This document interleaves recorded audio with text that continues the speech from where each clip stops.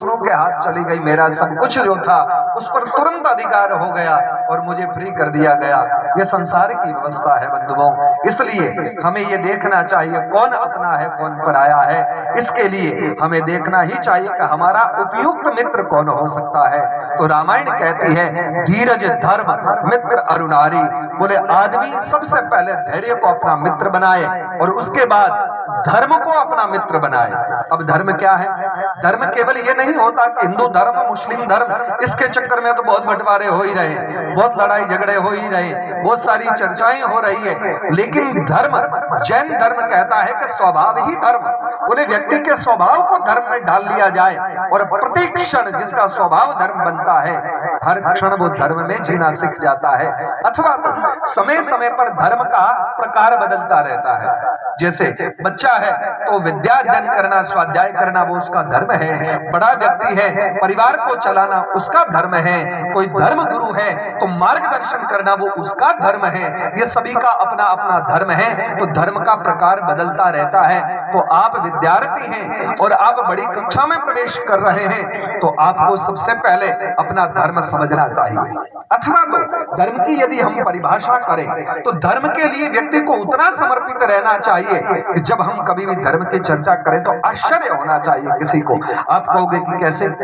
आपने सुना होगा गुरु गोविंद सिंह जी के 2 बालक थे और गुरु गोविंद सिंह जी को कहा गया था, कहा कि आपके पास में बंदी बनाने के बाद कहा कि आपके पास में मात्र 2 ही विकल्प है। बोले क्या? या तो बच्चों को बचा लो या फिर आप धर्म परिवर्तन करो।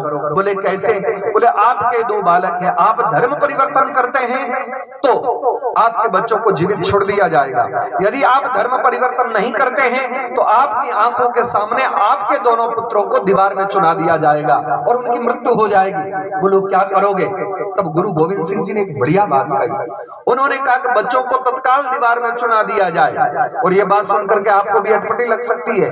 बोले ऐसा भी कोई निर्दयी पिता हो सकता है क्या जो कहेगा कि अपने पुत्रों के लिए कि दीवार में चुना दिया जाए?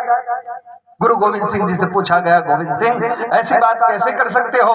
तब गोविंद सिंह जी ने एक बढ़िया बात कही। बोले मेरे पुत्र मर जाएं और आप मुझे छोड़ देंगे तो मुझे नया बेटा भी पैदा हो सकता है। बोले तुझे भी काट दिया गया, मार दिया गया तो? बोले तो मैं जहां भी जन्मूंगा, जहां भी मेरा जन्म होगा, क्योंकि भारत तो पुनर्जन्म पर विश्वास करता है। बोले मेरा पुनर्जन्म होगा तो वहां पर मुझे पुत्र फिर पैदा हो जाएगा। हो सकता मैं मनुष्य न बनूं, पशु बन जाऊं, पक्षी बन जाऊं, जो भी बनूंगा, लेकिन संतान जरूर मुझे पैदा हो जाएगी। लेकिन समस्या यह है कि ये धर्म वापस मिलेगा कि नहीं मिलेगा इसकी कोई गारंटी नहीं। इसलिए मैं अपने पुत्रों का बलिदान करने को तैयार हूं, लेकिन धर्म का बलिदान करने को तैयार नहीं हूं। ऐसे लोगों के कारण ये राष्ट्र बचा है, ऐसे लोगों के कारण ये धर्म बचा है। इसलिए बंधुओं हमारा कर्तव्य इतना नहीं होता कि हम पढ़ लिख करके नौकरी हासिल करके केवल वेतन भोगी बन जाए। ये तो कोई भी कर लेगा। एक चोर चोरी करके भी अपने आप को समृद्ध समझता है। एक अमल और डोडा बेचने वाला भी शॉर्टकट रास्ता लेकर के अमीर होने की तैयारी करता है। लेकिन वस्तु तो वह ठीक नहीं है। ठीक वही है कि आपके पुरुषार्थ से आप कुछ ऐसा कार्य करें कि आने वाला समय आपको अपना आदर्श मान ले। ऐसा कार्य अवश्य करें। आप जो भी कार्य करना चाहते हैं आपके पढ़ाई के बलबूते पर, हम क्यों याद कर रहे हैं? अभी अभी मैं राजनीति पर ज्यादा मेरा वो नहीं है, लेकिन मैं एक दिन मीडिया में पढ़ रहा था कि हरियाणा के मुख्यमंत्री मनोहर लाल खट्टर उन्होंने इस्तीफा दिया।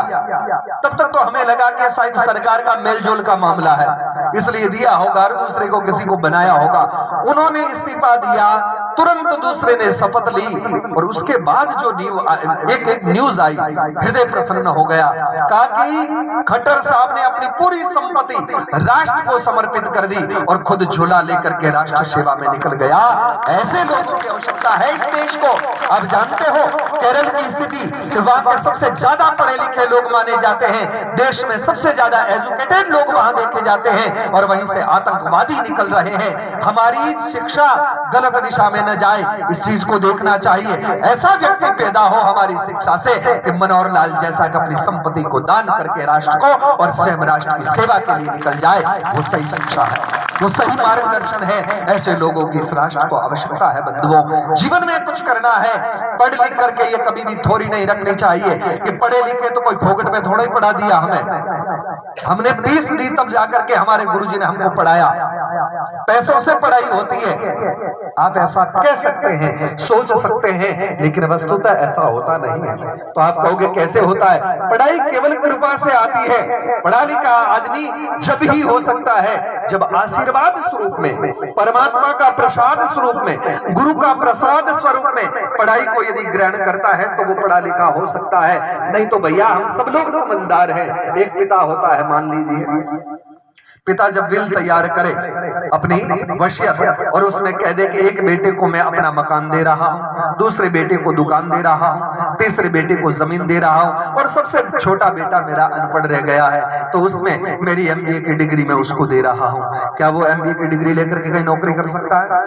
नहीं कर सकता ना। ऐसे नहीं दिया जा सकता है। स्वयं का पुरुषार्थ और दूसरे का आशीर्वाद काम करता है, तभी संभव हो सकता है। ठीक वैसे कोई डिग्री ले भी आए, पैसों से खरीद करके भी आजकल चल रहा है, ऐसा ले भी आए, लेकिन जब साइन करना होगा, जब कोई वार्ता होगी, आदान प्रदानता होगी, तब वो कुछ कह नहीं पाएगा तो पता चल जाएगा कि पढ़ा लिखा नहीं है, फर्जी डिग्री है। तो जीवन को ऐसा बनाना है कि प्रसाद और पुरुषार्थ दोनों जब मिलते हैं तो एक नई इमारत खड़ी होती है। इसलिए समझना चाहिए अपने आप का निर्माण करने के लिए हम सभी लोग प्रसाद के रूप में अपने विद्या ध्यान करेंगे, स्वाध्याय करेंगे।